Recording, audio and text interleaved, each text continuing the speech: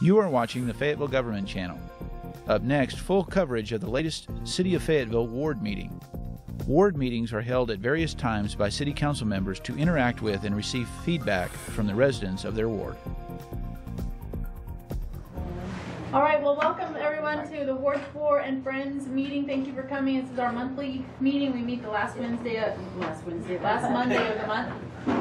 And my name is Sarah Lewis. I'm one of the City Council members for Ward 4, and I'll let Rhonda Adams, the other City Council member. I'm position 2 and position 1.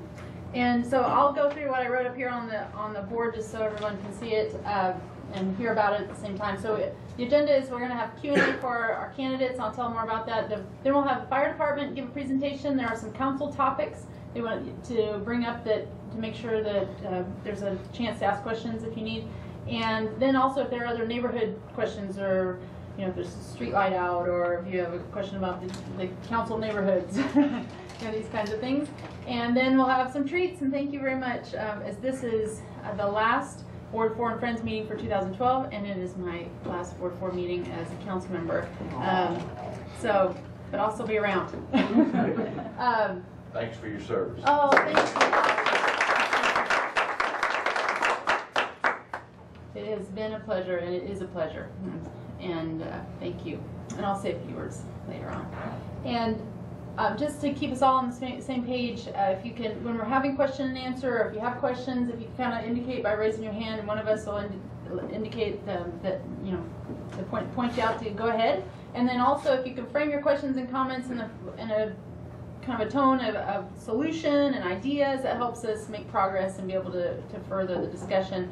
And then also, I'll especially try to keep us within our time frame. We're going to give about 30 minutes for Q&A. If we get done sooner, then great. But about 30 minutes, I'll put a stop to each part. And then for council topics and neighborhood questions, we'll take about 30 as well. So we're going to do this for about 30 minutes. And before we start, I just want to say one thing.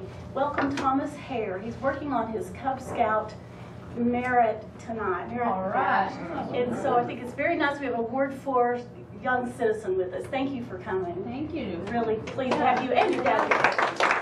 I just met Thomas out in the hall. It's very nice that you gave up your evening to come. We're so glad that Alderman Bobby Farrell is here. Bobby served on City Council for 8 years. And we're going to very much miss him too. And thank you for your service, Alderman Farrell. So to introduce, along those same lines, to introduce Bobby. Bobby has come to lead us through the question and answer session, and we invited the Ward 4 City Council candidates this evening to be available. Mike Emery is here to answer questions and say a few words. Alan Long has a campaign event this evening, and so has indicated he's not able to be here. He was very sorry that he could not be here. So if you have questions on an email I sent out, or we can provide that, I can give you his contact information as well. Okay? So, Bobby. Okay, thank you. I just wanted to go over, I made a few notes. There's a 5-minute introduction by each candidate. We just have one, so that'll be 5 minutes. We'll accept citizen questions one at a time. Candidates get up to 3 minutes to respond to each question. Each candidate has 3 minutes for closing. Rhonda is going to be the timekeeper. Be 5 minutes for opening. We will conduct this forum expecting courtesy and collegiality at all times. So, if you're ready with your clock, I'm ready. Mike, you want to give your opening 5 minutes? All right, I guess we'll get it going. First, I want to thank Rhonda and Sarah for hosting, and Bobby especially for taking time out of his schedule to do this. I am Mike Emery. I'm a combat veteran of the U.S. Air Force, injured in the line of duty. I served on active duty for 10 years and for 4 years in the reserves, and I deployed to Desert Storm and Bosnia. I'm also an Emmy-winning newscast director with a 26-year career in the media. I'm also someone who lives west of 540 in the heart of Ward 4. So I deal on a daily basis with the traffic, the infrastructure, the trails and park issues that we have out there, and that I'm really glad the Weddington Corridor Plan is working to alleviate. I'm very committed to serving people of Ward 4 and Fayetteville. My decision to enter this race was based on two simple reasons. First and foremost was that Sarah was stepping down. I like the work she's done, so I wasn't going to run just to run against someone. And second was the desire to see Fayetteville continue on its socially, economically, fiscally, excuse me, and ecologically positive course that we've been on for the past few years. Physically, it's a whole lot different from physical living, right? We do that too. All right. My decision to run was not based in anger over specific topics or for a desire to protect specific neighborhoods. I want to represent all of Ward 4. An angered and aggressive approach to city topics does nothing but be counterproductive. You can offer different viewpoints without resorting to undignified means. A cooperative, caring, and understanding approach to issues is far more effective. It should be noted that cooperation and understanding are not signs of weakness. On the contrary, they show an aptitude for finding common ground that can lead to resolution on any number of topics. This is exactly what every government body needs at every level, federal all the way down to your city level. My work ethic combined with my leadership history in the military and the media, I think prove that I have the capability to do just that. I've regularly attended both City Council and our Ward 4 and Friends meetings, which I think these are great things, and I wish the other boards did them as well. I've also had a chance to sit in on the most recent 2013 city budget meeting, and I was very happy to see the budget that the mayor brought forth, and I'm really excited to see the possibilities that lie within it. I look forward to being able to work with that. One of my goals is to nurture green jobs in and around Fayetteville. It's been an honor to receive the endorsement of the Sierra Club for my belief in protecting our environment and our drinking water. I firmly believe that we can find balance between economic needs, residential needs, and ecological needs all across the board. There's no reason to go to either extreme in either way. You can find balance if you work hard enough, and I think we all can. The NWA Labor Council has graciously shared my thoughts recently on protecting working families. And I think it should be noted that my opponent did not reply to those questions that were posed to him. And the same can be said for the Arkansas chapter of the Concerned Women of America. They were, those questions were left unanswered as well. So I've been an active participant in the Weddington Corridor Plan. I'm very pleased with what has come out of that plan. And I believe it represents what I was saying earlier, that when everyone sits down and works together in a sense of cooperation, we can reach the goals and move forward with what Ward 4 and the City of Fayetteville needs. And that's something I want to ensure that we do in the future going forward. That's about all I had there. Okay. Since he's through with his opening, it'll be time to open it up for questions. For the first person that wants to ask a question, please just give your name and your question. Raise your hand. Give your name and your question. Yes, sir. Maurice Rankin. Yes, sir. You've perhaps partially answered this in your opening statement, but we've heard and read a lot of the similarities between you and your fellow candidate in this race. But what, in terms of what we as voters might care about, what differentiates the two of you most sharply? I think that would be the approach to solving problems. I believe in hearing everybody out on all sides, because I firmly believe that you can reach agreement with cooperation without going too extreme and being aggressive or adversarial. I just think that's counterproductive.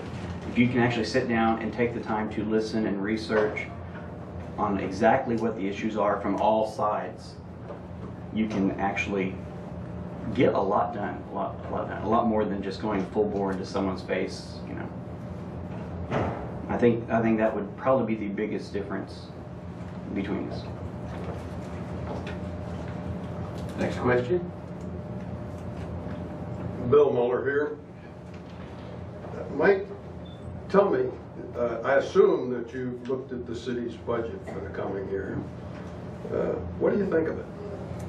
I'm very happy to see that we have, are coming forth with a balanced budget and are continuing to reduce the debt and the possibility of payroll increases for city employees in the next year. That's, excuse me, that's something that has come out of reducing the debt and having better financial management going on. And I want to see that we continue doing that. I want to be part of that, of making it all go forward and continuing in that good course.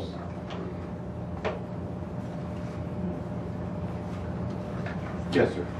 My name is Lawrence Hare. I want to ask you about the Weddington corridor plans.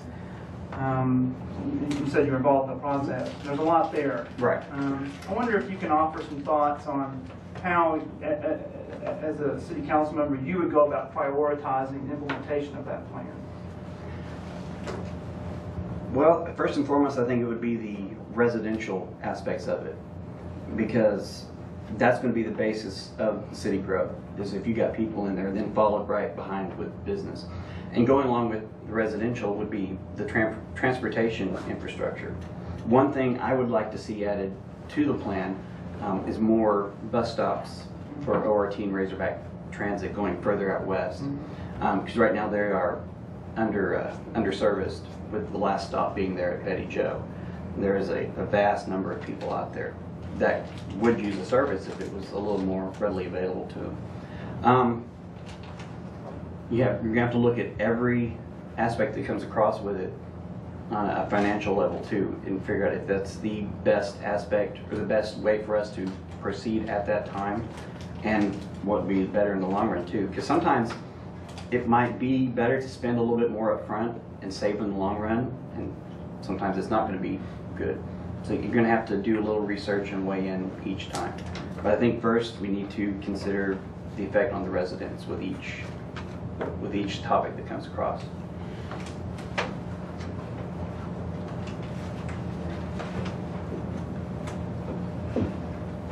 You done? Okay. I just, you were copiously taking notes there. I thought. I took it all in. Next question, please.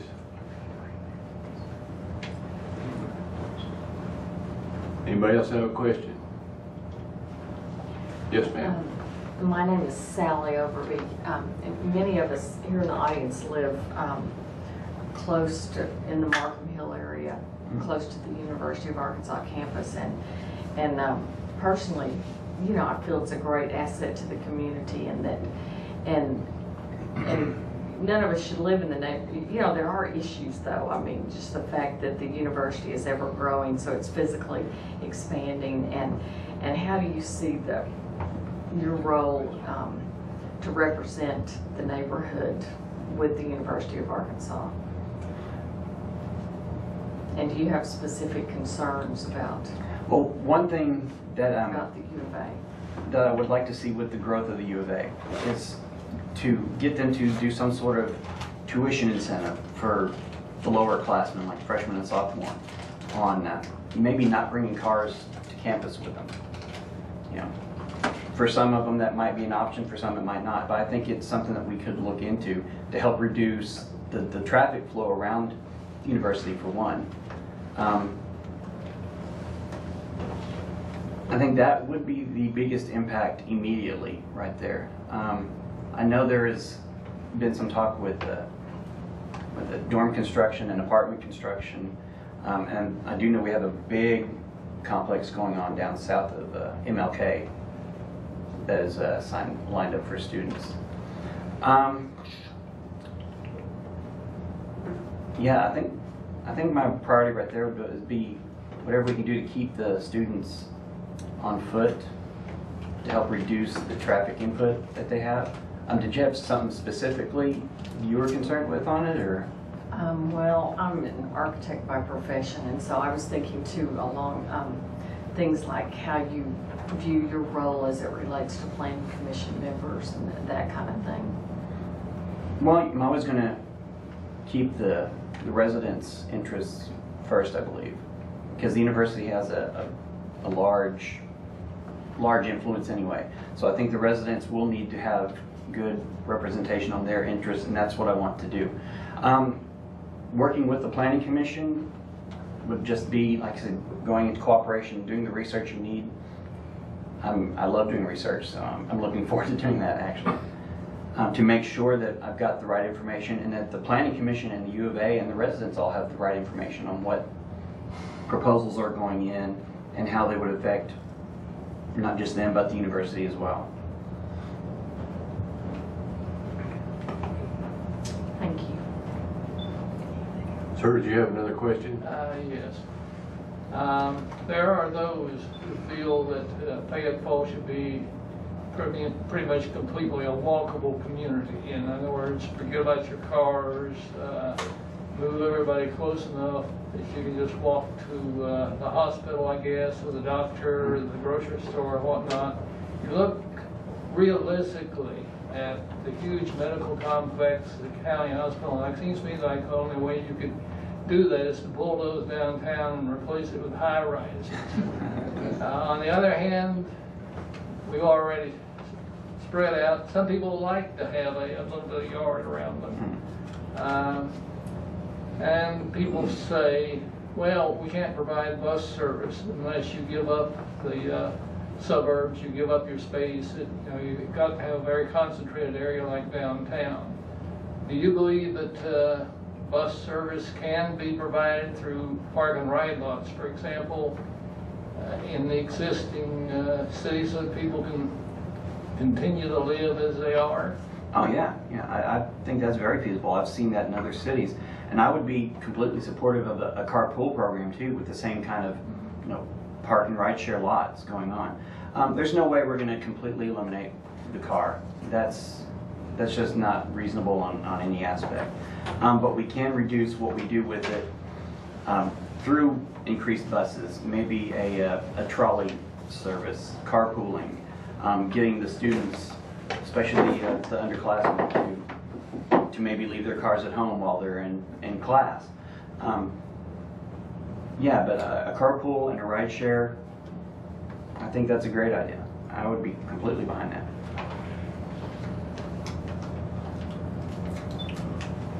Next question. Somebody else have a question? I have one. I just walked in, so I'm completely unaware. Introduce yourself. My name is Larry Agus. I'm a fiscal conservative, and I'm not necessarily a social conservative, I'm a fiscal conservative.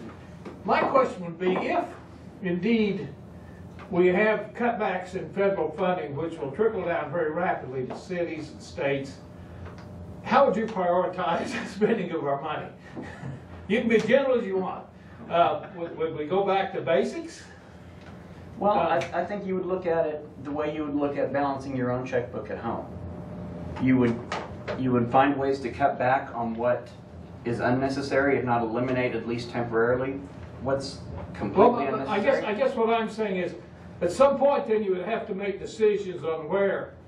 Do we fund police and fire? Or, what I'm really asking is, are you of the philosophy that, cities, in my philosophical outlook, cities have certain functions that are kind of mandated. Water and sewer, police, fire, and then everything else trickles on. If we did indeed start, I don't know what will happen, but I'm just saying, if indeed it did, are you of the philosophy that you cut back the basic services? Yeah, I wouldn't want to cut back anything that would increase public risk, like cutting back on the police and fire. Yeah. And water and sewer is the same thing, because you start cutting back on that, you get into health risks. Right. We talk a lot about what we like. Yeah. but and I don't know what the future brings. I don't say we spend $1 trillion a year more than we take in, but assuming that has to come to an end, the federal spending is a big part of it. But cities are pretty pretty constrained, right? In a way, right now you can't go out and take more money and what have you. So. Right. In an absolute worst case scenario,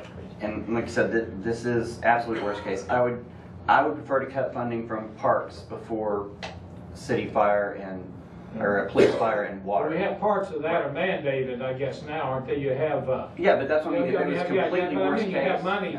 Like for parks, they've collected bits of tax here and there and what have you, so it would create probably a can of worms in a way. I just wondered, I'm just looking for philosophical outlooks. I'm not after you or anything, I'm just No. curious. No, and I wouldn't be supportive of anything that would increase the risk to the public in any way. Anybody else?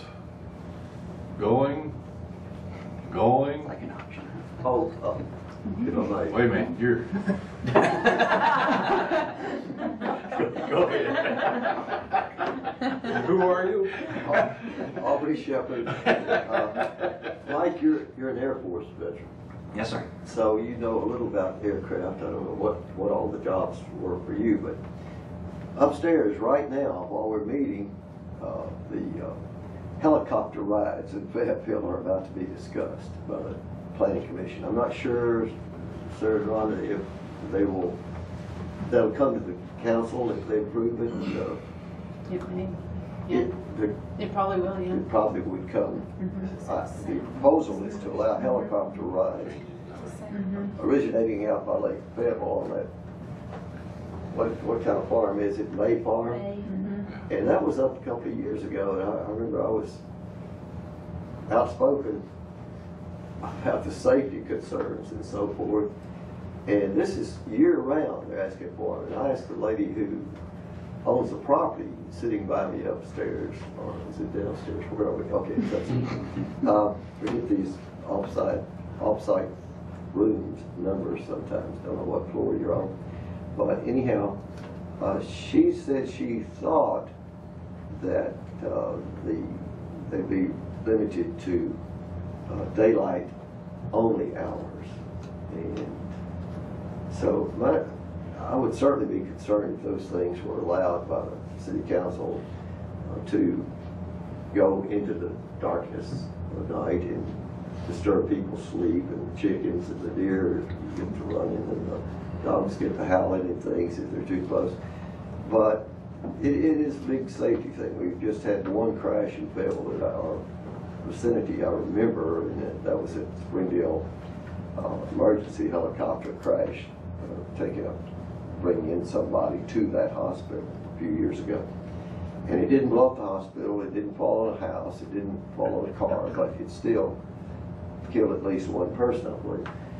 And maybe your military experience would tell us,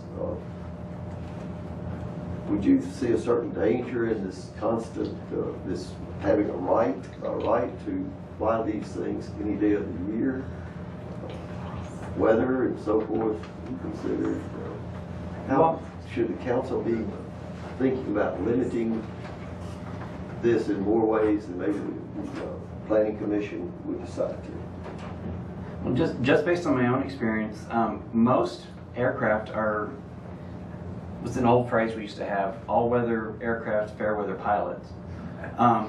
So, I mean, nothing against these pilots, I don't know them personally, but I could see limiting their flight hours to daytime, because low-level aircraft at night generally are not on any sort of radar, and usually limited communication with a control tower anywhere.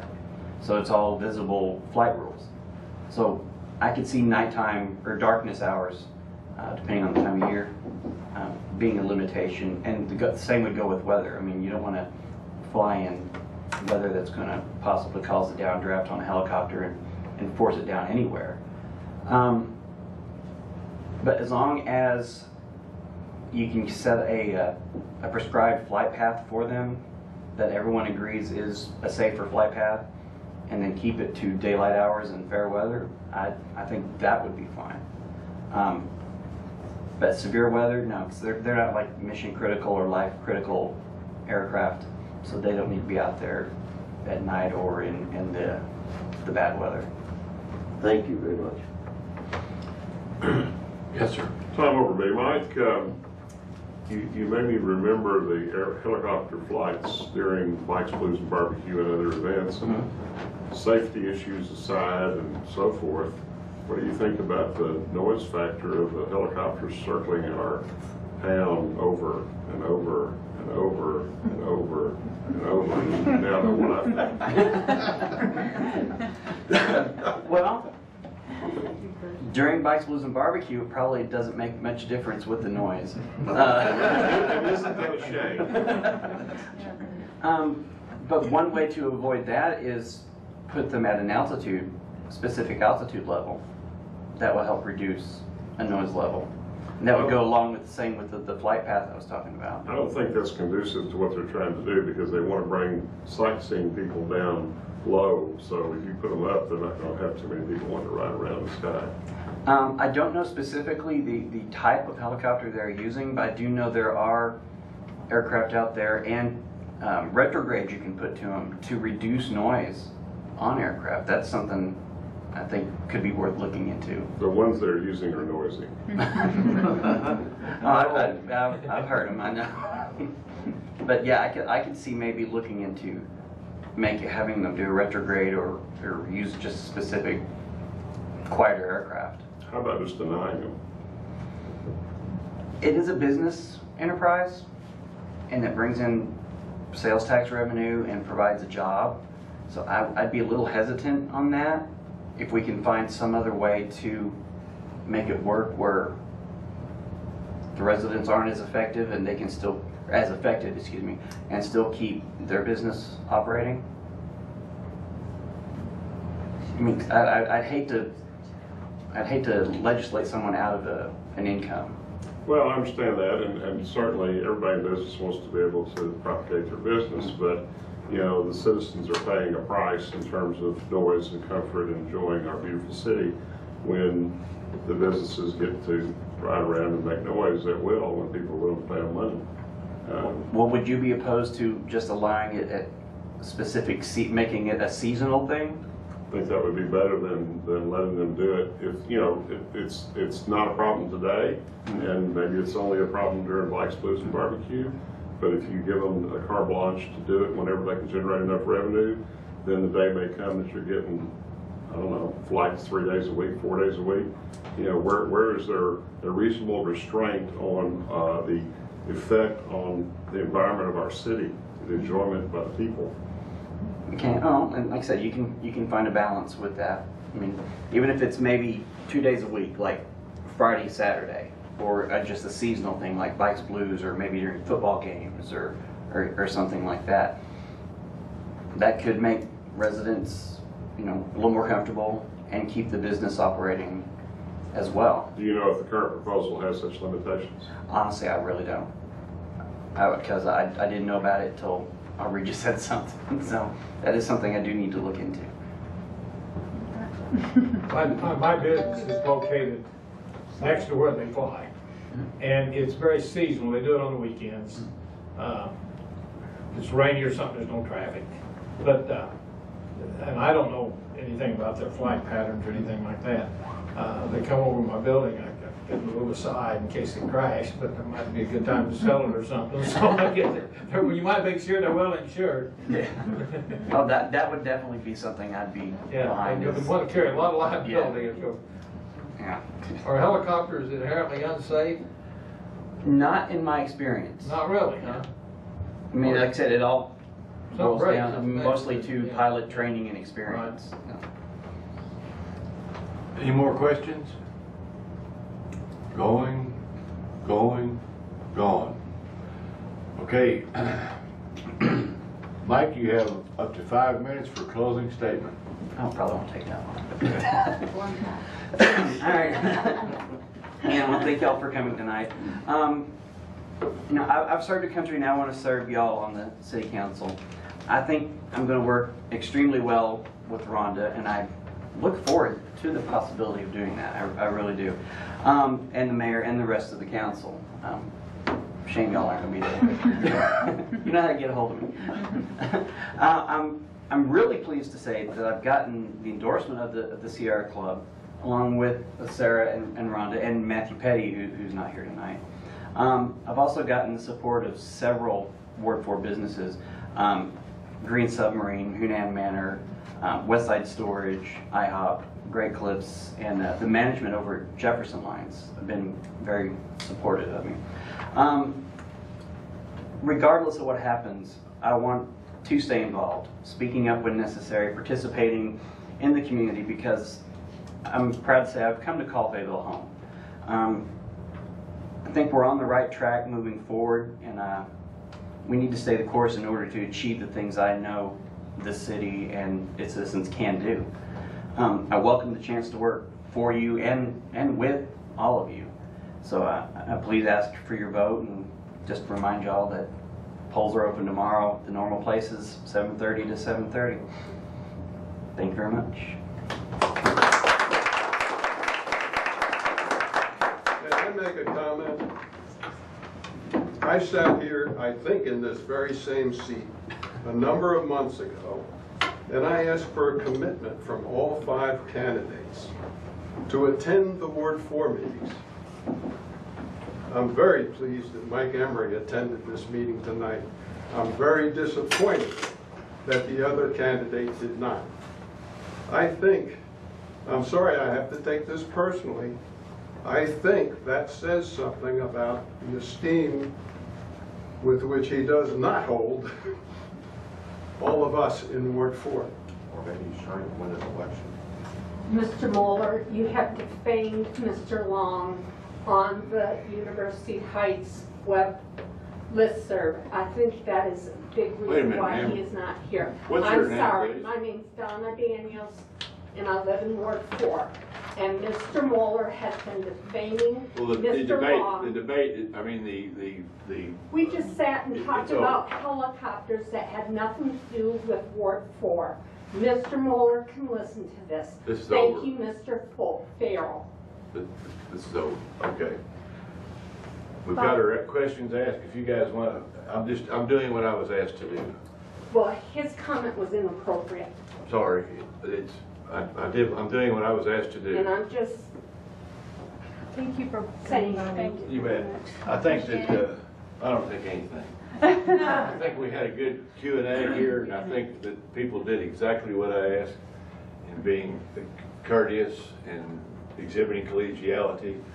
So it was my pleasure to come here and to assist my 2 aldermen and this candidate tonight. Thank you, Bobby.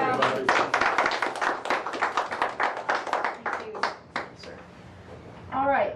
So, yes, thank you for everyone for really good questions. Really good questions. Thank you.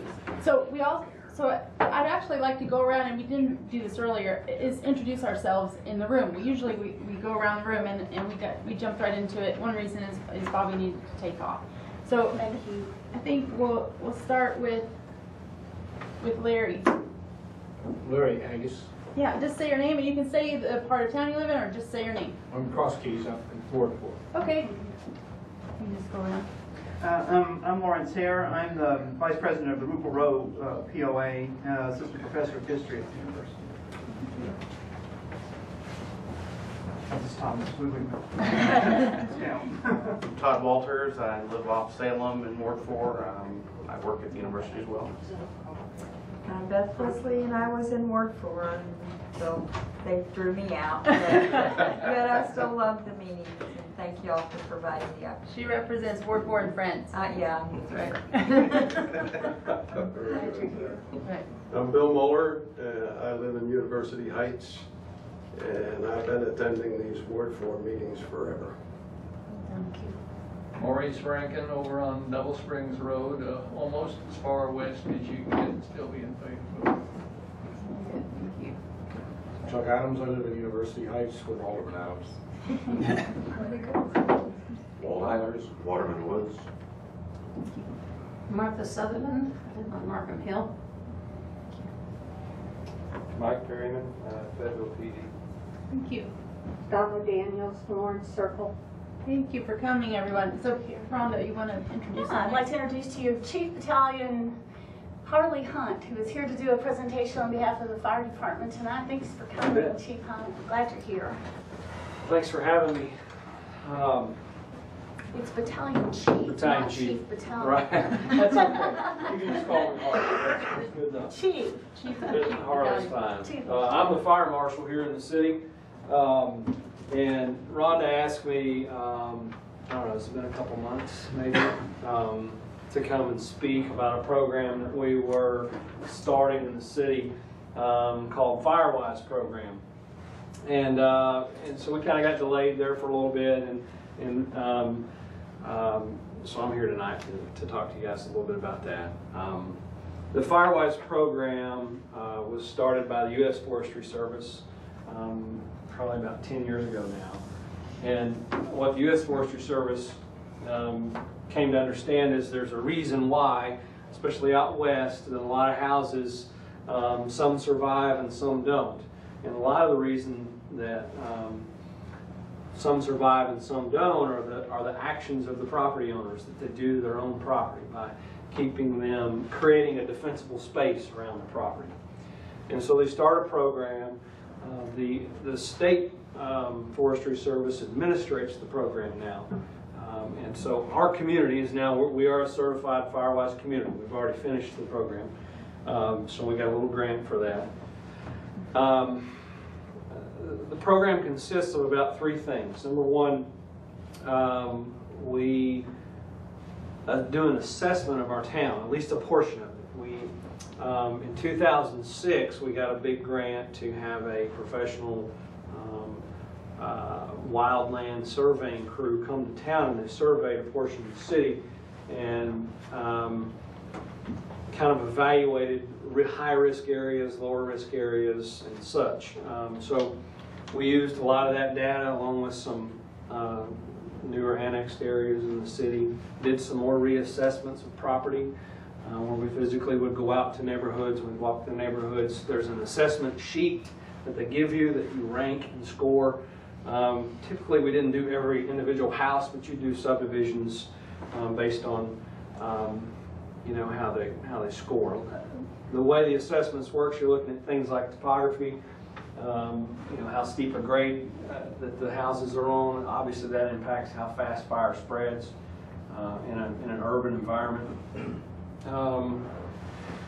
Other things are access. You know, is there just one way in and one way out? You know, if that gets blocked, we can't get a fire truck to you. So the scoring system, and that's how it works. We assign a value to every house, and it helps us in the event that we do have, hopefully we don't, but we're trying to prepare for it. If we do have an urban interface fire here in Fayetteville, then we'll be more prepared to act on it. And we also want to give you guys tools to use to help create your own property, make it as defensible as it can be. And so some of those things are, and I've got some brochures and I'll leave for you guys. I'll be brief probably, but you know, you need to, I mentioned earlier, create a defensible space. I mentioned it lots of times. They want us to create a 30 to 50 foot barrier around our house, that we've got our yards mowed down, we've got the underbrush cleared out, the vegetation that's around the house, ornamental vegetation, is of, there are certain, what they call limited combustible vegetation. You can get on the firewise.org website. They've got a list of what they consider vegetation that sustains fire pretty, or not sustains, but resists, fire-resistive vegetation, or close to your house. You don't want to put pine trees right up next to your house. That's obvious. Cleaning your roofs and gutters. It sounds simple, but if you live in a wooded area and there's pine needles and leaves all over your roof, all it takes is one little ember hitting your roof and it's done. So simple steps you can take. Cleaning out the underbrush, I already mentioned that. A lot of us live in wooded areas here in the city. We like our woods and it's great. Trim your trees up. That's one of the recommendations that the Forestry Service tells us. 6 feet off the ground. Most of our fires in this part of the country are not what we call treetop to treetop fires like we get out west, where you've got huge stands of ash and spruce trees. It just blows through there. We get what's called underbrush fires. They move rapidly, but they move low.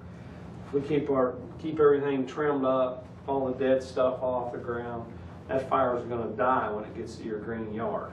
You keep your lawns mowed and watered best you can.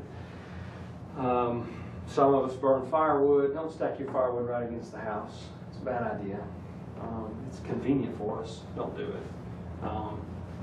Those are some of the recommendations. The program also, if you're going to build a new house, also works with new developers and builders, giving you ideas of how to create fire-safe homes, non-combustible roofs, non-combustible sidings and exteriors, either stucco or, you know, clay roofs, things like that. You know, some people want to know about, some people don't. But I think one of the biggest misconceptions we have, and I even had it for a long time, so I really researched some of this stuff, is, you know, you think all the big fires are out west, and that's what we see on TV every night. You know, it's invading Colorado Springs. I mean, we just see it every year. When in fact, there's more property damage and more loss of life in the south and east part of the United States than there is out west. And you wouldn't realize it. We have fires, wildland fires, that burn 3 or 4 houses at a time. Don't make the news. It doesn't make 2020. But our people aren't as educated and prepared for it. People out there, although it seems chaotic and it seems a huge, massive deal, and it is, they're more prepared for it than we are. This stuff's been preached to them for years. So the danger exists here for us. We just want to encourage folks to be proactive about your own property, and as far as keeping it fire safe. And it creates a better environment for us to be able to protect your house if we're not dealing with, you know, we pull up to a house that we know we can defend, and this one we can't, and we got to make a decision. And so make your house one we can defend. So anyway, that's really all I had about the Firewise stuff. We did do our assessments. We put together an emergency action plan, which is part of the certification renewal. Sent all that stuff to the state, got approved, and so we're a certified Firewise city now. When is that? When did that happen? We actually we had to send it in October 1st was the deadline, and we got our you know, notice back probably 2 weeks ago. I was gonna say it just happened, yeah. So yeah, it was pretty soon. So that's about all I had on that. I also, since it's the holidays, I thought it was a good opportunity to, we're never too old to learn about. A lot of this stuff's for kids, but it's also good stuff. We talk about being fire safe in the holidays with Christmas lights, with you know, overloading our electrical outlets, with hanging lights all over everywhere. They're pretty and we like to look at them. We've got to be responsible. And so I've got a lot of brochures. I guess I can lay out here on the table or something. You guys are welcome to come and get these. We get carbon monoxide material. If you've got gas appliances in your house, you need carbon monoxide detectors. You need to check those. How often do we check our smoke detectors? Do we know? Twice a year. That's what we in Fayetteville always push whenever the time changes. Whenever the time changes, check your smoke detectors, replace the batteries. NFPA, which is the National Fire Protection Association, says every month. Okay. We in Fayetteville have always said twice a year. When your clocks change, when times change, do it. It's easy for us to remember that. You never can check them too much, though. Smoke detectors save lives. I promise you. I see it all the time. Dad always did it before he brushed his teeth at night. I remember it. Every night? Every night. Good for him. Yeah. Another big thing I want to talk to you. Go around. Sorry. No, you're fine. I didn't mean to interrupt you. That was a good memory. This is called EDITH, Exit Drills in the Home. We preach this to kids. We impact thousands of kids a year in every school in Fayetteville. Exit drills in the home are very, very important. And we're never too old to be practicing our exit drills. You guys need to know how to get out of your house if it's on fire. You need to know 2 ways. Getting in a situation, you know, we all think, well, that can't happen to me. Well, you know, we'll have 150 fires a year in the city, structure fires. And so it happens to a lot of people. And so anyway, that's I'm done preaching at you. If you guys got any questions of me? Yeah, what questions do you have? We're in a very dry period of time, right? Yes. It's kind of becoming reminiscent of the 50s, which is when I grew up. Is the risk you know, you think, even though your yard's dead, is the risk of fire, I guess it's greatly exacerbated in years like this, and with all the timber we've got, we could have a big, theoretically a big fire. You get a 30-mile-an-hour wind, and like you said, in Oklahoma one day, and you know, it seems to me it's really a time to be maybe more alerted to what you're talking about than normal, because this is, doesn't look like it's breaking up anytime soon. Absolutely. And it's happening, I don't know if you guys watched the news. This was last summer, 2011. There's a town in Texas called Bastrop, Texas, that completely burned down. The only difference between Bastrop, Texas and Fayetteville, Arkansas was they had a little bit higher sustained winds than we do. However, we have much greater elevation change, which creates a lot more updraft and a lot more way for fire to travel. We had some significant fires. I'm talking burning 50, 75 homes just in northeast Oklahoma, you know, 35, 40 miles from here, this last year. Really the contributing factors are the drought, like you said, the very, very low relative humidity, and the wind speeds. When those three things come together, I don't care if you're in Fayetteville or you're in Colorado, it's going to happen. And you know, one of the good things about we're not, I shouldn't say we're not as high risk, but the type of timber we have here is different than the timber out there. And those pine needles, it's like gasoline on a stick. I mean, it just but we have a lot of underbrush from the ice storm still, and that stuff just goes like crazy. So anyway, I spent a Saturday morning recently walking around an area up on Markham Hill near you, Miss Sutherland, where we think some homeless people are building fires at night, and I know the police department's aware of that, and you are too. But I guess it might be worth just repeating what people should do if they see anything suspicious. Do they just call 911? Do they call the fire department directly? It might not always be apparent that there is a danger looming, but maybe you just see something, or you see somebody that's suspicious. And I think we do have a homeless problem, and up on in Ward 4 we have some issues with that. And so it is a concern that they would get the food from the shelter, find some property to build a fire on, cook that food, and then cover it up with the leaves or the scrubby stuff to try to put it out. And then in these dry conditions, it wouldn't take much to cause a problem for a lot of people. Never hesitate to call 911. Every call is answered.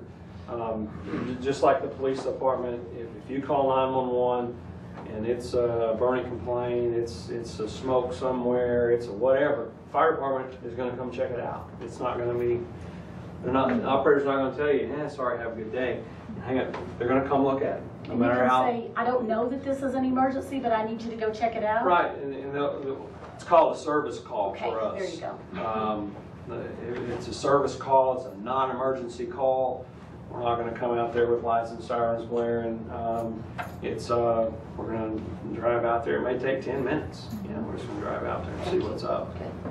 But yeah. I'm going to just kind of add to that is that sometimes I hear people say, I don't want to be a bother. But I feel, but please feel free to call if you see something strange. If it makes the hair on the back of your neck kind of stand up, you feel kind of weird about it, looks funny, call. I've called, and I call plenty, and I never feel, no one ever makes me feel bad on the other line. They're like, where's your location? What are you doing? What do we need to do? And it's, so. Look out for each other. Yeah. What other questions do you have? I'd like to add something to this concern that you expressed. A number of years ago, I don't know, was it 10, was it 15? We had a house burned down on Hotz and Palmer, right on the corner. And I knew the owners. They had stored some gasoline right outside the house, up against the house.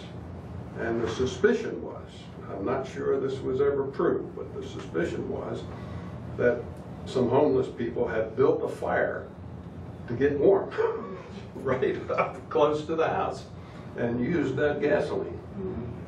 So, you know, I'm sure the brochures you have say, hey, keep combustibles away from the house and don't store them in the house. Oh, certainly. You don't want to keep gasoline stored in even in sometimes in our garages we'll keep them and stuff like that.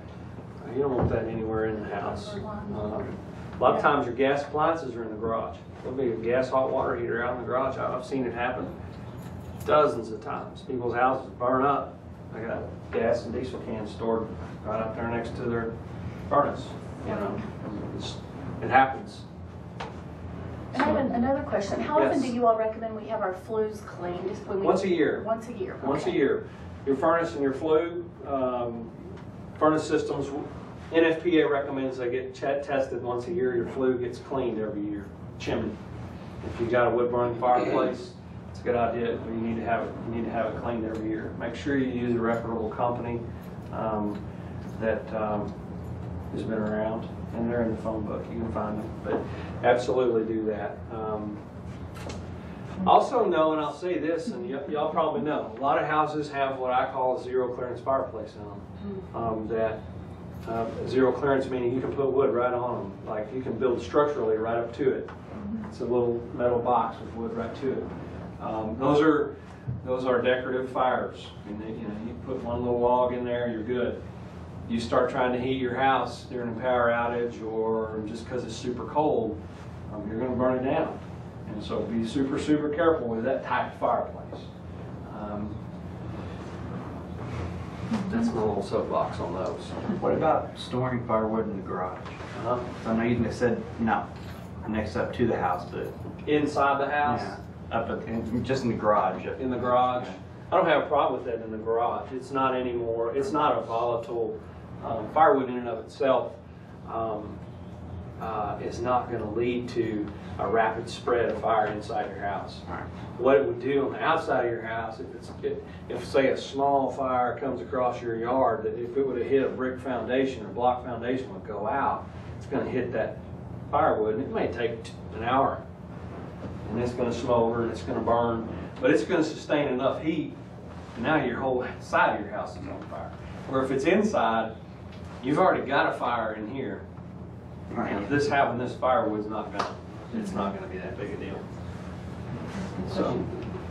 Well, I think one of the things is that we all need to look out for each other. I know some of us, I think Donna and some of us are taking care of elderly people in our homes and looking after people who can't. Chuck took the knobs off of the gas burning stove from his poor parents because they were looking like they were unable to remember to turn it off. Right. So we need to check on each other and look for suspicious things and watch out for those who can't look out for themselves necessarily. And I will say that if your smoke detectors are old or you need additional ones or you don't have them, feel free to call the fire department. I'll leave you my card.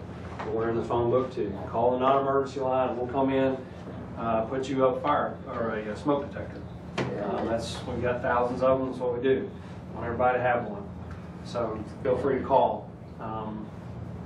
Carbon monoxide detectors, we do not have those, but I can't encourage you enough to get them if you've got gas burning appliances in the house. Got a question about those. Yes. I heard recently that for safety reasons they had a limited lifespan, that you ought to replace them periodically. Can you comment on that? You can. Smoke detectors are 10 years. Smoke detectors, now I say that is a hardwired smoke detector, one that has got 110 power running to it. Is good for 10 years is what NFPA says. The battery smoke detectors, they say are good from 5 to 7 years. Okay, they're cheap. Now your batteries are only good, you need to check them like we already talked about. But the smoke detector itself is good for 5 to 7. As cheap as they are, there's no reason why, for $5 we can go buy one, get it in there. Carbon monoxide detectors, I don't know how long they're good for. I really don't. I haven't read on the recommendation on those. Is there a way to test them? Can you test the... There's some with the digital, there's some that have a digital readout on it. Okay. Some just look like a smoke detector that plugs in the wall. You could obviously take it out if it's battery operated, take it outside, put it by the exhaust of your car. Right. Let's run and see if it goes through the roof. There's a thought. I Why- wondered how you. At least it's working. Okay, now I'm not going to tell you how accurate it's really, but at least you'll know it's measuring something. We carry carbon monoxide detectors on our engines. We can come out if you're feeling the symptoms of carbon monoxide poisoning, dizziness, real flush, you've got a headache, maybe you're starting to lose consciousness and you don't know why. Carbon monoxide is an odorless, tasteless, invisible gas. You can't smell it, anything. So we'll come out and test. And we can read. The gas company can do it as well. They have actually a better meter than we do, but the gas company can do it as well. So. I have a comment about that. I recently had a fellow come out to look at my ventless gas fireplace. And he ran the carbon monoxide test on the house for me. Now that's the first guy that I've had service my furnace or any gas appliance in the house who ran a carbon monoxide test. Is that standard now or something unusual for these guys to do? Was it a private installer or was it the gas company? Was it Source Gas? No, it was a private service, man. It's up to his personal policy, whatever. There's not a standard that says they've got to run a carbon monoxide. Based on that experience, anybody I have service anything in my house from now on, I'll be asking for it. Yeah. I mean, you know how to look. You're looking for the flame on your hot water heater or your stove. If it's not a really good blue flame with a little bit of yellow tips around the end, then you've got an incomplete combustion there. You're creating carbon monoxide. You've got a big old yellow flame coming out of that burner in your hot water heater or your furnace. You need to get somebody over there to look at it. You got something plugged up, something's not ventilating right. Vent out the roof, may not be venting. Could be lots of things, but that's an indication that you don't have that you're not burning right. So, okay. Time for one more question. All right. Thank you very much. You bet. for coming. Tell you what, y'all just see. You can see me at the end if you want some of these good deals. All right. Well, and Rhonda, thank you. You bet. You have an accounting gown topic. Yeah. Sarah and I both are really pleased that we were part of the council that created the town and gown. I know I wish we'd had it a year or so before we had it, but now we have it and we want everyone to take advantage of it fully. Ryan Miller is the Ward 4 representative. He left some cards. They say name, address, phone, email, and concern. And he said at their next meeting next month, they'll be prioritizing concerns and looking at citizen input for what Town and Gown should be looking at. Already one committee I was on, the street committee, sent an item to Town and Gown committee for their review. It was the item about the Dixon Street closing, so the street committee was asked to talk with the university about closing Dixon Street right there at Arkansas West. And so instead of acting on it, we asked for Town and Gown to make a recommendation on that.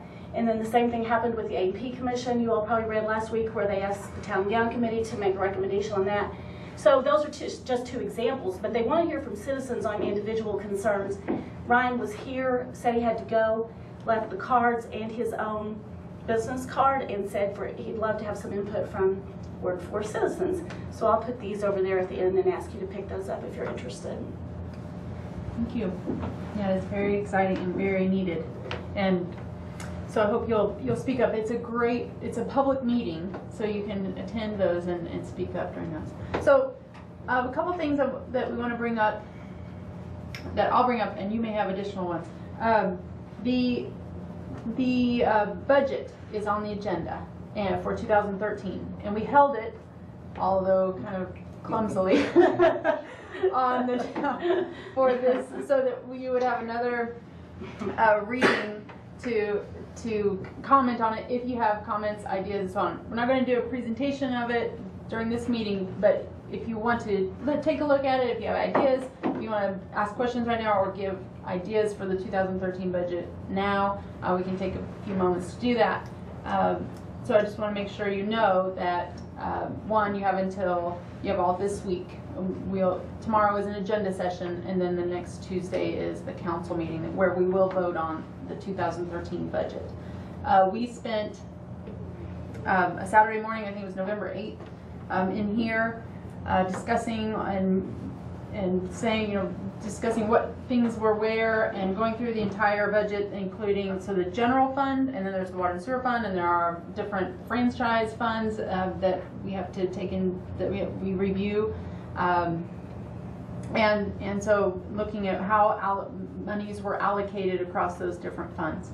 So one thing I'm going to bring up that I'm particular, two things that I'm particularly excited about is the amount of money going into the sidewalks and trails. So we're going to be focusing more on the sidewalks and trails that are isolated, so connecting those to, and this really relates to Ward 4. So this will take street committee and citizens speaking up about what trails and sidewalks to connect to the broader trail system.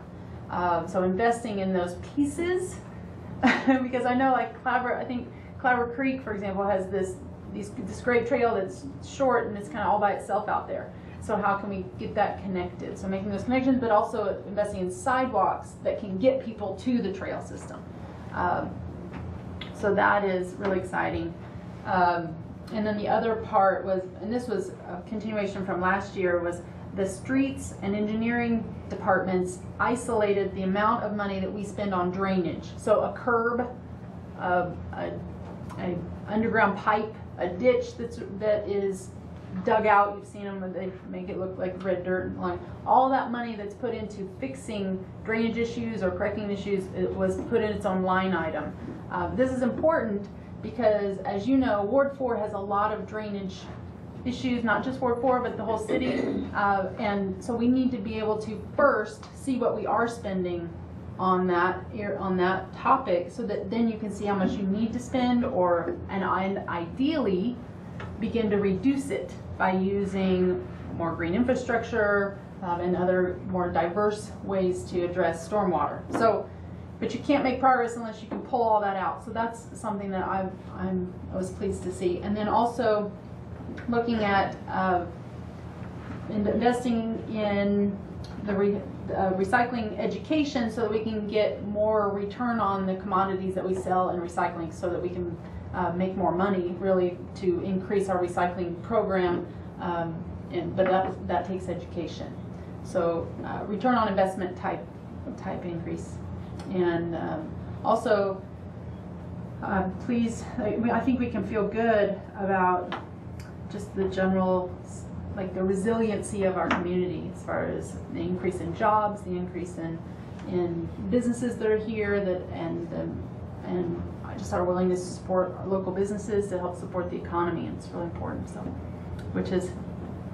we have some local business owners in here, so that's important. Are there questions about the budget or any other comments Rhonda may have too? And I'll just add on to that, the walkability and transportation, alternate transportation are things I'm going to be really pushing on, so I'd like to hear from you all. There was a near accident in our neighborhood it was 2 days ago when a walker and a car almost collided. It was going to be very bad. So it's very interesting. I think that the west side of 540, we've done a lot, especially in the new neighborhoods, of making sure there are sidewalks in front of people's houses, but we have some older parts of town where sidewalks have not been built, and there are a lot of people walking. And so when you see a need, when you see something that happens, when you see something that has just accented your interest in a sidewalk, would you please send me an email or call me and let me know, so that we can get these things on the list. There also is going to be a good year for money if the sales tax continues the way it is. And so there are some ideas among some members of the council that we might go into some of the reserves and spend a little bit on and catch up on some things that we haven't been able to do in the past. So if you have some ideas and thoughts on that, I'd sure love to hear from you. Email me and let me know so I can take those ideas forward. And the one reason this budget was exciting for the council is Lionel Jordan has done a good job of updating us regularly as council members on the status of where the sales tax is, where the HMR taxes are, and also it helps so that we can gauge just the status and what kinds of areas we could spend during our decision making during a council meeting, and where you just don't put any more push on any more service demands on staff, for example. 80% of our general fund is staff, because people provide services. And so it was exciting because this council and this administration has been able to maintain the services, and also then come out with a budget that was balanced in 2013. So that's really important. And so there's a chance now to begin looking at are there areas where we need to improve services, and that, fire, police and fire, is it parks, is it drainage, what are the areas where services are needed. And we get lots of calls about areas where we've been squeezing a little bit as a community. So please continue to communicate and then give ideas on what those areas might be, or where you think do not spend in those areas. This is not a necessity, and we should continue to be efficient in those areas, which I'm certainly supportive of. Do you have questions or comments related to the budget? Yes. Maybe particularly downtown, although I suspect it's not any one section of Fayetteville. There are a lot of obsolete sidewalks that are just way too narrow, especially when you think in terms of the Americans with Disability Act. They're tilted, cracked, like overgrown with brush so that you can't walk on them. In other words, before we build a lot of new sidewalks, there are a lot of existing ones that need to be brought up to snuff.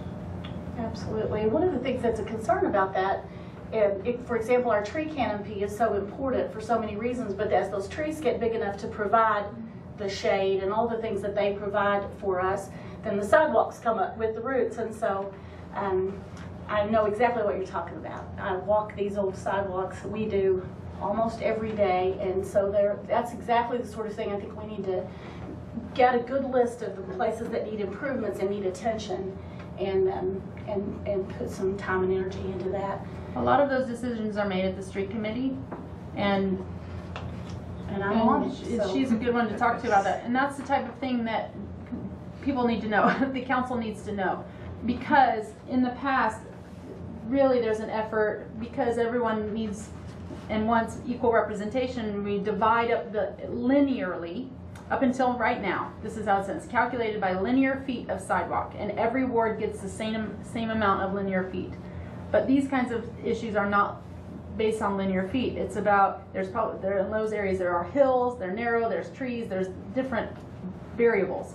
And so we're looking at another equation. So what's the, linear feet times slope, or something that, or times the amount that it costs. A different calculation for measuring and equating between the wards, because like in Ward 4, a lot of Ward 4 is flat. And so, and it's not as expensive to build a sidewalk in Ward 4 and a lot of Ward 4 than it is around the Mount Sequoia area or in around downtown. So I know that came up during the budget discussion on how can we better calculate the division of funds among the wards based on really the needs in these different areas that may cost a little bit more but have a great return on the type of service that it can provide. So, and the very input, and we need to hear those kind of things. Pick on Dr. Hare just a little bit here. When we talk to people who live west of 540 and indicate that he rides to east of 540 to work on a bicycle sometimes, or tries to get there. Or that's me walking to the bus stop. Trying to get That's what you were talking about. So it's not just a sidewalk for a neighborhood, but it can provide alternate transportation. And the more we hear and the more we get the actual users telling us, this would be good if I could get from here to here, but I can't, then I can actually sit around this table and say, look at this piece on the screen. We can't get from here to there, and this is a new neighborhood. So that is very, very helpful. And your participation in the Amazing Quarter plan was, I thought, huge, and I'm very glad you did that. Super point. So, because we come around and we look at the maps and you look at the linear feet and you're looking at where the sidewalks are, and you can look at the residents, but if that community is not using it or not speaking up about it, then we don't know that there's as much need for the service. So it's important that you speak up. That raises a question with me. The decision about repairing sidewalks versus trails, is that an integrated process handled through the streets committee, or does that get separated? And the reason I ask that is, I mean, the one that jumped to my mind is that I guess that's the Owl Creek Trail on Persimmon. And not only does it not connect to other trails, it doesn't even connect to the sidewalks. It goes like this, yeah. So that's not only me walking to the bus, that's me and everybody else walking to the mud to get from the sidewalk to the trail, or walking the road, which is worse, you know. And so how does, if those are two separate things, you know, if they're going through two separate processes, how do you get that addressed? So the funding is allocated, and the staff makes a proposal to the street committee about what sidewalks are done. And then the street committee makes a recommendation on whether or not to move forward, and then contracts are allocated, and then those have to be approved by the council. So it's definitely a public process, but once the council approves the budget, that is the message to say the city staff provides the services. So they look at the maps and they determine what's important. But then that has to come to the street committee for discussion. And that's where your input. For trails as well. For trails as well. Gotcha. And I can speak at street committee on behalf of any Ward 4 citizen who asks something, but you can also come. And so we did have some Ward 4 citizens at a meeting a 3 months ago who did their presentation on the map and really got a lot accomplished by explaining how they drive in and out of this area. So yeah, just let me know if you'd like to be added to the agenda, but also let me know if you have something you want me to add to the agenda for street committee. We follow an agenda, and we have an elected chair, and we have the city engineer at every meeting. We often have the trails coordinator at the meeting, almost always, the head of planning. So we have a good meeting once a month, and I would encourage you to help me have a good voice. I mean, there's a member of each ward on the street committee, but it sure is helpful if I have input from citizens. And it's an advisory council committee to the staff. So in the end, the staff can still make the decision, but they always take, I mean, it's always a great very collaborative kind of thing. Yeah. But that committee is a public meeting where they advise the staff on those top issues. That's a good question. Yes, Martha. Do you happen to know, in the case where the sidewalk has been pushed up by the tree roots, what the answer to this is? Does it mean removing the tree? It's a very tough decision to make, and yes, sometimes it does, but we try not to. And Sarah may know more about.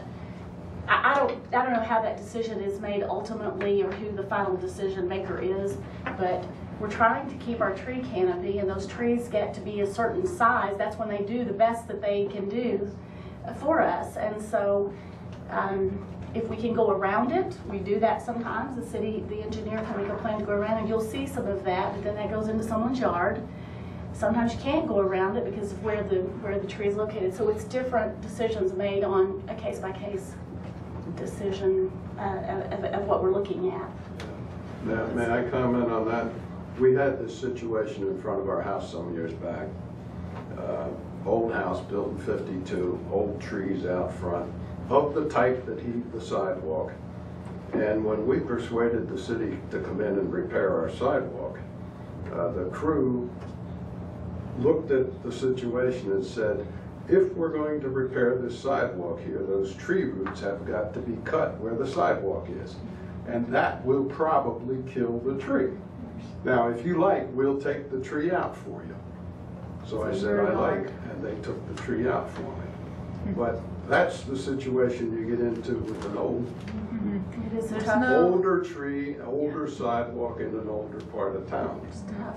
It's very tough. And a suggestion, our urban forester, That's what I was going to say there. consult our urban forester, if you haven't already, about the kinds of trees that can be planted close to sidewalks without risk. Some can. I think oaks probably do very well. Maples clearly do not. We have a good new urban forester too. I was going to say so that. we're excited The about city that. does have an urban forester. As far as, I think, to answer your question, that's where the decision is made.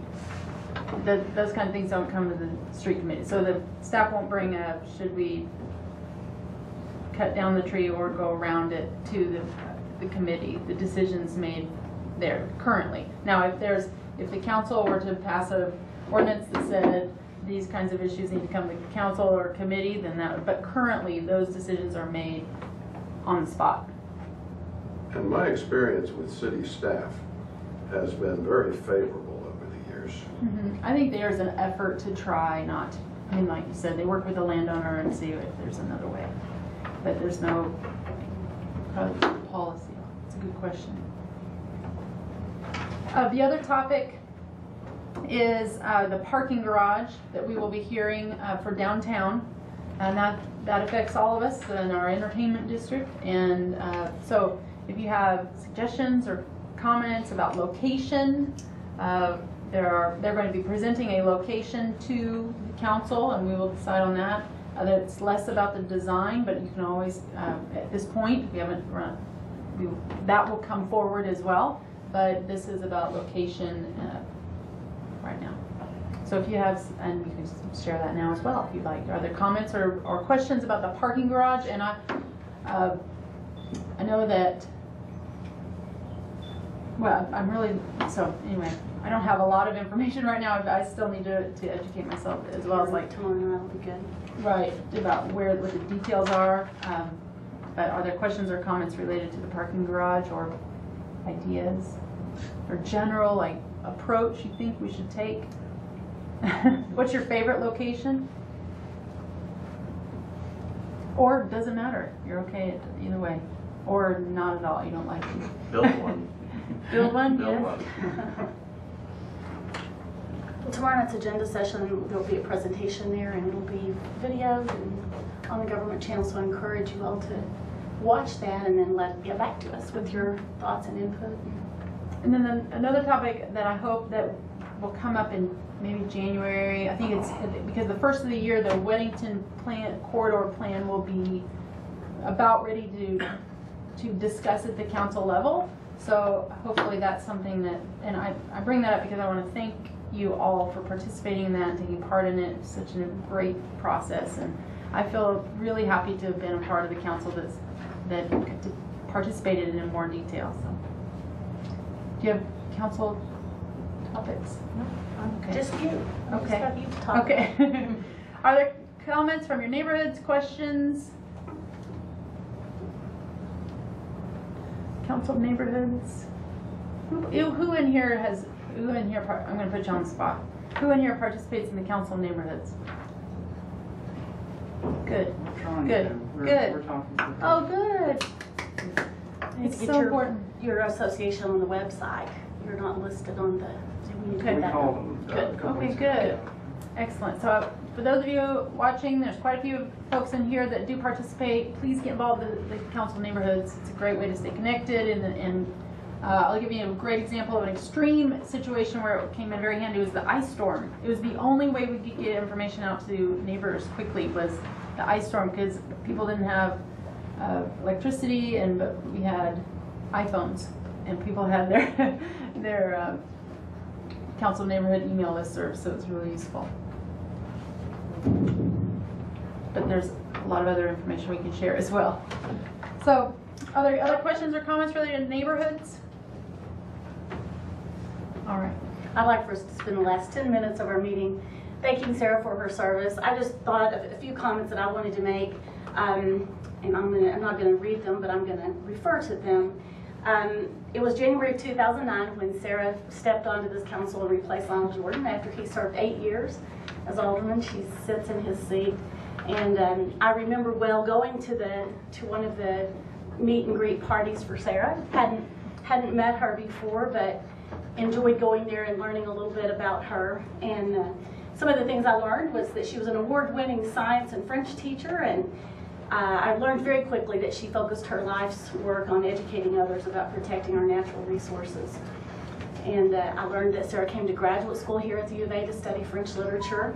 And then, about the time that got underway, she decided she wanted to do her PhD in environmental dynamics, and we have a great program at the university, and she's a proud graduate, and I know the faculty at the university are very proud of her as a graduate of that PhD program. Dr. Lewis now was involved with lots of groups like America in Bloom and the Fayetteville Council of Neighborhoods that we were just discussing, the Illinois River Watershed Partnership Education Committee, when she decided to run for city council. And while on the council, I watched her for 2 years, and then I decided I'd love to work alongside her. She has served on numerous committees as a city council member, including the Northwest Arkansas Regional Planning Commission, and she's worked tirelessly on the Environmental Action Committee, where she has thoughtfully been a powerful voice on the city council regarding development sites, rezoning requests, all those things attached to the environment that we all love here in Fayetteville. Sarah played a huge role in actively promoting and ultimately gaining our community the wildlife habitat certification that many of us are proud to have a certificate in our own yard and to have our entire city certified. If you're not certified yet. There she goes. See, she can't resist. Sarah brought a lot of new energy to the council, I believe, and has done so with a smile on her face, always. I've learned a lot from her. I've learned that hardly an issue can be mentioned that Sarah doesn't respond and ask the council to consider the environment. It's pretty amazing. She can do it on any topic, and it's a wonderful thing. Sarah thinks of sustainability and promotes a safe and healthy environment in every decision that she votes on. I went back and tried to find some of the things she said she wanted to do when she ran for city council, and I saw that in the Fayetteville Fire questionnaire at the beginning of her term. She said she was interested in working on some watershed protection initiatives that make both economic and environmental sense. That's a quote. Well, I believe she did that. One of the first things I had to get my head around and heart around was the protection of our riparian zones around our creeks, and I wasn't familiar with that sort of legislation, and I had to learn. And she was very patient and kind and helpful in teaching me some things about that. Everything I know about that, just about. So I just like to say it's been, and I think you all should get to say something too, but I wanted to open this up and just say that it's been a great pleasure and a privilege to work beside Sarah for 2 years. I'm going to miss her very, very much. And I know that we're all going to miss her, but she promises to stay involved with our city. I know I plan to call her. I will be free now to call her and say, tell me what you want to. I can't do that now. We try very hard to make our own minds up after listening to Ward 4 citizens about how we're going to vote. We don't always vote the same. I like it when we do. It makes me a lot happier, very much happier. But I also know that at the end of every single night of city council agenda, Ward 4, it hasn't mattered what it was. We walked out of the building saying goodnight to each other and knowing that we both wish the very best for our Ward 4, for our citizens, for our neighbors, for our city. There's never been a doubt, 1 minute, no matter which way we saw things, that we both had our whole hearts in what we could do best for our city. And I look forward to working with someone else, but I can't say enough how appreciative and grateful I am for the 2 years of working with Dr. Sarah Lewis.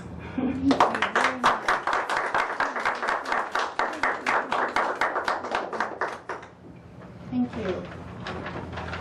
Thank you. It makes me shake up a little bit. Thank you so much, Rhonda. And I'll just say that I have had such an amazing experience, and having had the opportunity to serve in this ward and the city of Fayetteville, and feel like, yes, we have accomplished a lot of really good things while I've been on the council, and it's been a pleasure to be a part of those things. I know my first big thing I remember that I felt proud of was working with Shirley Lucas. We established the designated parking areas, and so that it had to be a designated parking area in your yard where you could park 4 cars, and that was a big need in the city, especially, and I would say Ward 4 especially. We worked on the red dirt farm and rock quarry ordinance, because the people in Ward 4 and west of town here were really getting impacted by some of the nuisances created by the red dirt farms and rock quarries. Of course, that that went all different directions. After we did that work, I feel like that issue was brought to the conversation that was needed about that issue, and it should still continue, and I know that they're still struggling with some of those issues. Another topic that and there are so many, but these are some of the highlights I think that I have come up, that stay in my mind, I guess. The Ward 4 meetings and the conversations and getting to know you and hearing from you about just the common needs and the services that just happen regularly, and the need for the Council of Neighborhoods has been really important to me. The low impact development ordinance, which was established as an option, was just a pure pleasure to work on. It still exists. There's a lot of work that needs to be done to make that more a part of the dialogue that happens in rezoning. The streamside protection ordinance is a topic that we've been recognized nationally for. I feel really like everyone involved in that. The citizens helped come up with the idea. Citizens helped draft the language, and the staff, of course, put their expertise to making it ordinance and providing a tool that helps people make decisions in planning when they're in those areas. And the issues around the issues, I would say, I'm going to list a few that have come up that led to the Town and Gown committee, or the hostel development on that corner, what we were calling the Cleveland project came up, and then the people in 5 unrelated people in a house. Those 3 issues, some of which I voted for, some of which I did not, but it all led to the establishment of that Town and Gown. And the last thing, part of that, the fourth variable that led to the Town and Gown committee was the need for we added an enforcement officer during this time, which I think has been really needed. The couple more things I feel like really excited about is the Weddington Corridor Plan, and as well as the implementation of the Green Infrastructure Network into the standard operating procedures. And this is an Environmental Action Committee action, but the Green Infrastructure Plan was adopted by the council, and the staff then recently implemented one little part of the development process where it's a check mark that has been considered in the development. So it needs to be part of the conversation. Our green infrastructure is a part of our economic development, and I feel like it's become part of the dialogue, and that has been just pure pleasure to see, is that we are considering our social and economic well-being as well as the financial well-being, and that those 3 things cannot ever be separated. And that type of approach has just been really important to me, and I'm glad to see it continuing as I lead the council. And I will say that, Rhonda, I really enjoyed serving with you, and you do. I was pointing to you on the street committee because I think you do a good job, and I feel like that you continue to represent Ward 4 really well. And as a citizen, I will look forward to having you as my representative. Thank you, everybody. So we have cake. Yay! Does anybody else? Let's take a couple. Does anybody else want to say anything? What's that? Thank you for your service. Thank you. About Sarah out there. I have just one comment, and I'll summarize the whole thing. If you'd run again, I'd have voted for you. Thank you for saying so. Appreciate everybody for coming to Ward 4. And punch and drinks and cookies and some fruit, I think. And please hang around for a few minutes, if you will, and visit together. Yeah, thank you for coming, and long live Ward 4. No December meeting. We never meet in December, but the 4th Monday of January at 6 p.m. All right, thank you.